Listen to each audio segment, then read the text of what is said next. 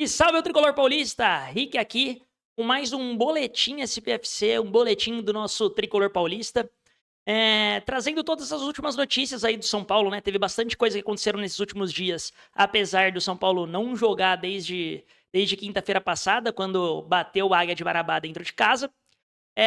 Aconteceram várias coisas aí, eu vou trazer algumas delas aqui, listar as principais, para você ficar por dentro de tudo, de todas as últimas notícias do São Paulo. Primeira delas, eu acho que é uma notícia que todo mundo já esperava, mas o Rames provavelmente não veste mais a camisa do São Paulo, né?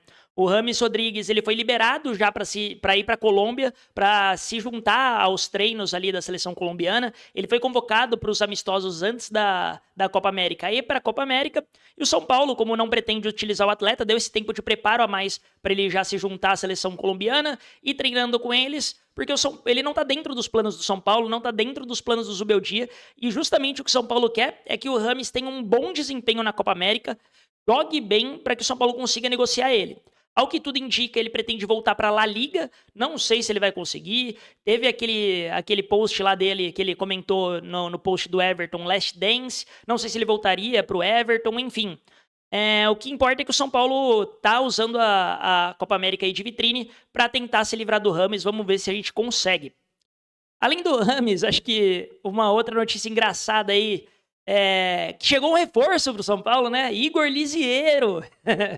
Ele tá de volta.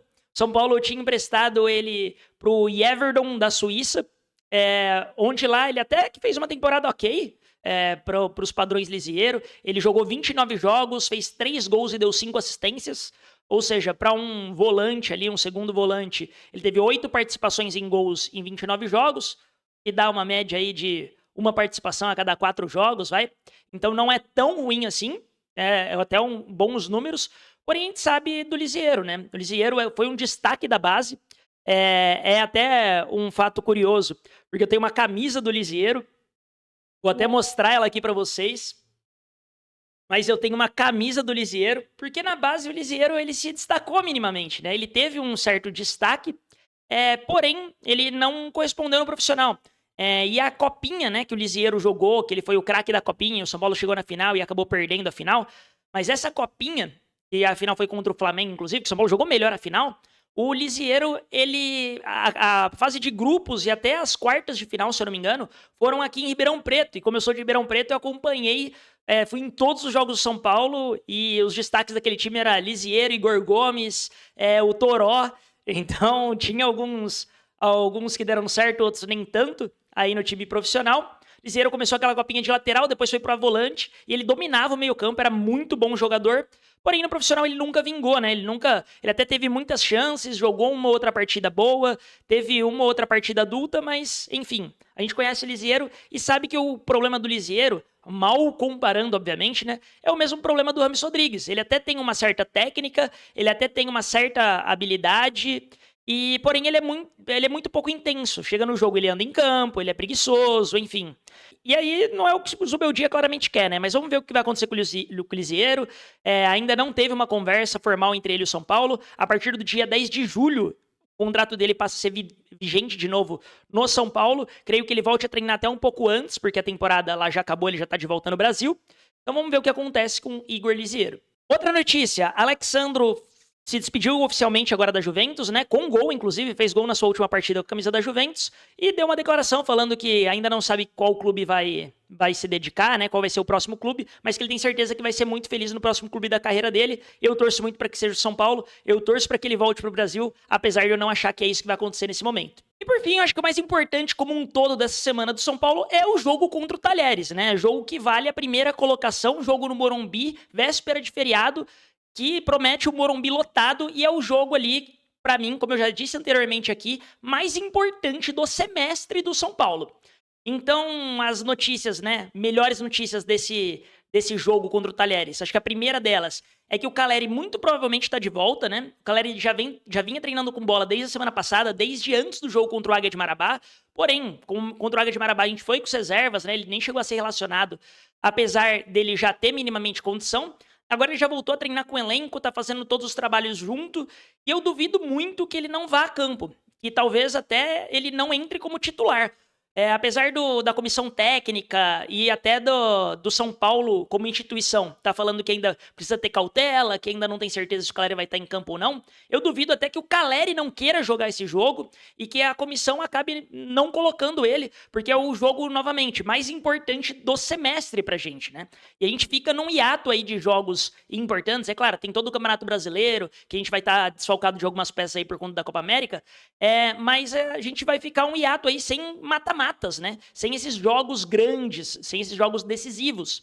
Então eu acredito sim que o Caleri vai estar em campo, porque ele já está treinando normalmente, já está 100% recuperado da lesão, então não teria o porquê ele não tá, né? E ainda sobre isso, né? Tendo o Lucas agora de volta, o Luciano e o Caleri recuperado de lesão, talvez a gente volte a ter ali o trio que todo mundo quer ver, né? Ainda não sei o que o Zubeldia vai fazer. O Lucas entrou ali com as reservas contra o Águia de Marabá, para pegar ritmo. Duvido que o Lucas vai começar no banco, mas eu duvido também que o Luciano vai ser banco em virtude das últimas partidas que ele vem fazendo, fez boas partidas. Então eu acho sim que esse trio de ataque que todo mundo quer ver e torce muito para dar certo no São Paulo é Lucas, Caleri e Luciano, né? Então acho que a gente vai ter esse trio titular contra o Talheres. Essa partida, a gente vai pro Morumbi aí, já tem mais de 35 mil ingressos vendidos, é véspera de feriado, como eu comentei aqui, né? É um jogo 9h30 da noite, mas por ser véspera de feriado, é menos mal, né? Na questão de transporte, etc. Então, acho que o Morumbi vai sim estar lotado, porque é um jogo importantíssimo. O São Paulo precisa de uma vitória simples, ou seja, 1-0 basta para o São Paulo tomar a liderança do Talheres, e qualquer vitória basta. Então, é um jogo muito, muito, muito importante. Vale essa primeira colocação na Libertadores, a gente já está classificado, mas essa primeira colocação impede da gente pegar um monte de pedreira. Então eu acho que o São Paulo tem que ir com tudo. É o primeiro jogo de mata-mata, não mata-mata porque o São Paulo não vai morrer, né? Mas é um primeiro jogo da série importante aí que vem pela frente na Libertadores. Então acho que o São Paulo precisa encarar como se fosse um jogo de mata-mata. É um jogo dentro de casa, né? Que a gente precisa impor sobre o adversário e jogar muito melhor do que a gente jogou contra o Barcelona de Guayaquil. E o Talheres é um time muito mais qualificado do que o Barcelona de Guayaquil. Se a gente for pegar os últimos jogos do Talheres aí, eles estão a 16 jogos invicto, ou seja, não perde, faz 16 jogos seguidos. Desses 16 jogos são 10 vitórias. Eles estão em terceiro no Campeonato Argentino. Então, assim, eles vêm de uma sequência muito boa e o São Paulo precisa quebrar essa sequência. Ou seja, apesar de ser tudo favorável pro São Paulo, né, jogar em casa, com o apoio da torcida, ser véspera de feriado, provavelmente o Morumbi vai estar lotado, vai ter a reabertura da Casa do Independente, então quem não conseguir ingresso, vai conseguir assistir de dentro da Casa do Independente, com um telão lá. Então, assim, vai estar um clima hostil, já avisou que vai ter recepção do ônibus e etc. Então, acho que vai ser aquele clima de Libertadores mesmo, de quarta-feira de Libertadores pro São Paulo. Apesar de tudo isso, ainda é um jogo muito difícil e que o São Paulo precisa se impor para ganhar. E é aquela famosa vitória para aí encher de moral de vez o Zubeldia, porque, de novo, o Talheres está a 16 jogos sem perder. É um time muito organizado taticamente, é um time muito competente, é um dos melhores argentinos dessa Libertadores. Ali talvez empatado com o River, entre os 2 melhores argentinos da Libertadores. E o São Paulo precisa ir com tudo para de fato garantir esse primeiro lugar na fase de grupos, que é importantíssimo, garantir essa vitória, garantir os 3 pontos e dar mais moral ainda para esse São Paulo de Zubeldia que vem jogando muito. E se você gostou do conteúdo, não esquece de inscrever aí no canal, de deixar aquele joinha. Você vai me ajudar muito nesse começo, que como eu sempre falo, a gente tá começando, mas tá começando com tudo. Vamos, São Paulo!